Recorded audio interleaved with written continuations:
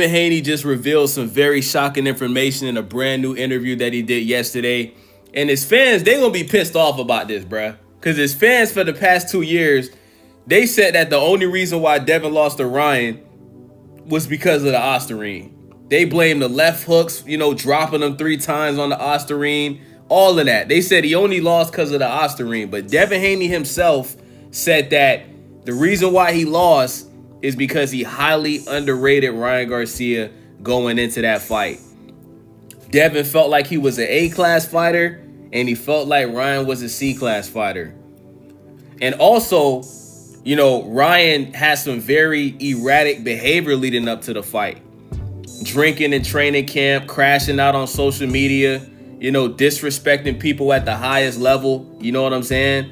Which explains why Devin Haney got clipped in the first 30 seconds of the fight.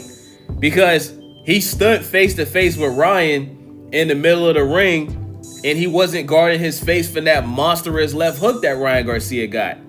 And Ryan, leading up to the fight, Ryan kept daring Devin to stand in the middle of the ring. And Devin agreed to do it.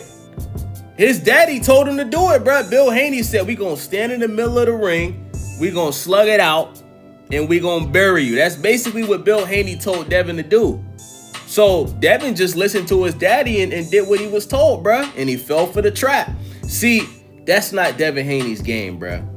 Devin Haney, at any point in his professional boxing career, he was never known as a knockout artist. That's not his style. You look at his fight against Regis Prograis, first fight at 140 where he became champion. He dropped Regis Prograis and he didn't finish him. He didn't knock him out. He didn't stop him. Same thing with his last fight against Brian Norman Jr. at 147 before he became champion. He dropped Brian Norman Jr., looked like he broke his nose. Didn't stop him. Devin Haney barely even threw punches after he dropped Brian Norman Jr. I feel like he could have did a lot more in that fight. You know what I'm saying? So when you compare Devin Haney's fight to Ryan Garcia, look at when Rolly Romero fought Ryan Garcia. Ryan Garcia kept his hand up the entire fight to defend against Ryan's left hook.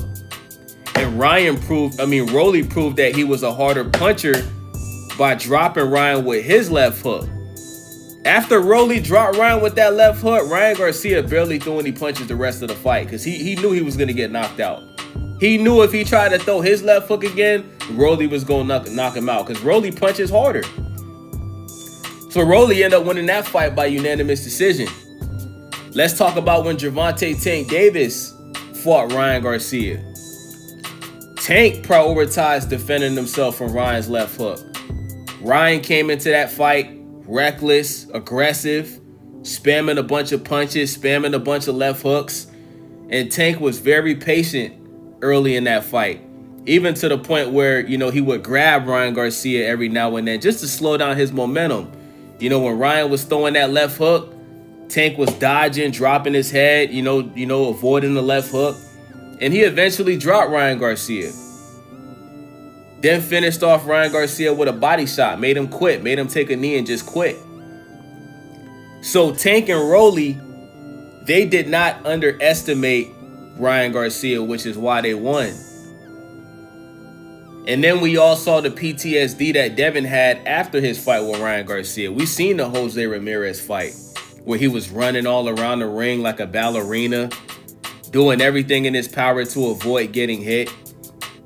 And then Devin redeemed himself when he defeated and dropped Brian Norman Jr.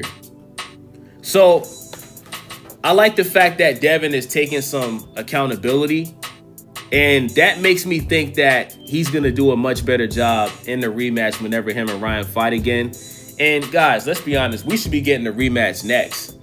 But instead of getting the rematch next, it looks like Devin Haney will be facing Rolly Romero. Now, according to Floyd Mayweather Jr. and Gervonta Tank Davis, Rolly Romero punches harder than Ryan Garcia. And Ryan Garcia said that Rolly punches harder than Tank. So if Rolly can land at least one time clean on Devin Haney's chin, Devin Haney could possibly get knocked out, y'all. Because he took a lot of damage in that Ryan Garcia fight, bruh. And when you take damage like that, especially on your chin, right? you may not ever be the same for the rest of your career. And listen, bro, as a boxer, you're gonna get hit. If Rolly can just land a left hook or land a hard punch one time clean on Devin's chin, bro, he could either get dropped or knocked out, bro. Jorge Linares almost dropped Devin Haney years ago. You know, you got the Ryan Garcia fight. We don't know if Devin's chin is ever going to fully recover from that Ryan Garcia ass whooping, bro. We don't know. So this explains why since the Ryan Garcia fight, Devin Haney's not throwing that many punches anymore. He's prioritizing, you know, being more accurate than his opponent, doing everything to avoid taking punishment from his opponent, which is why he was grabbing so much in the Brian Norman Jr. fight. It's a strategy, and it's working, you know? It's working. But at the end of the day, man, we got to get that Devin and Ryan Garcia rematch, y'all. We have to. Because I feel like there's a possibility that Ryan Garcia might just be Devin Haney's kryptonite, bruh. Like, he might just have Devin's number. Because Ryan Garcia is quick, bro. You know, is he a one-trick pony? Well, when he fought Mario Barrios, he was using the right hand.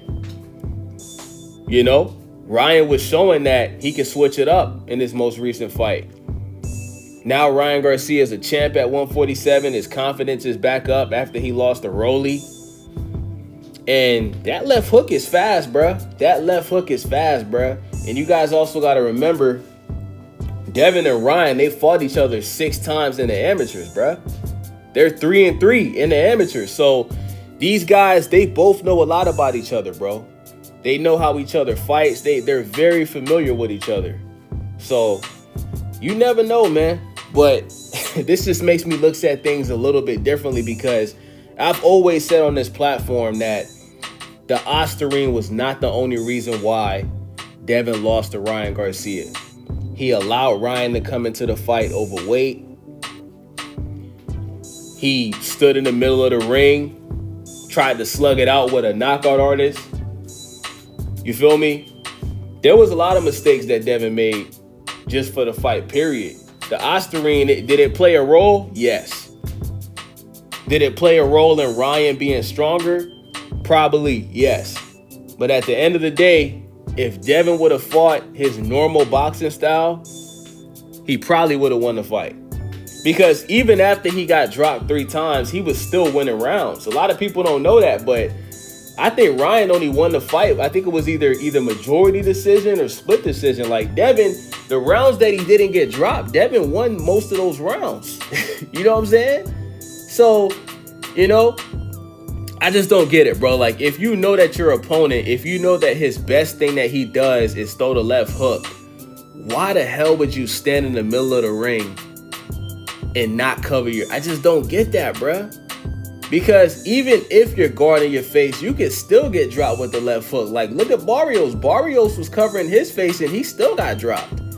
So I just don't get what was going through Devin Haney's head when he fought Ryan Garcia. I feel like a lot of that to blame is his trainer and his father, bruh. They just gave him a terrible game plan for that fight. They highly underestimated Ryan Garcia as a boxer. And a lot of people do, right? Like, a lot of people don't think Ryan Garcia is like a real boxer. A lot of people just say he's a social media star, but bruh, dude's talented, bruh. Like, say what you want, but Ryan Garcia's left hook, that's talent, bruh. That's God-given talent. For somebody to just be able to just land one punch and they could just knock you clean the fuck out, that's talent, bro. That's why I like Deontay Wilder. A lot of people say, oh, Deontay Wilder's not a real boxer, bro. Deontay Wilder got one of the highest KO ratios in the history of boxing, bro. That's talent.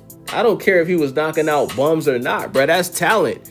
And even though he lost to Tyson Fury twice, he still dropped Tyson Fury in basically all 3 of those fights. So that's talent, bro. You know what I'm saying?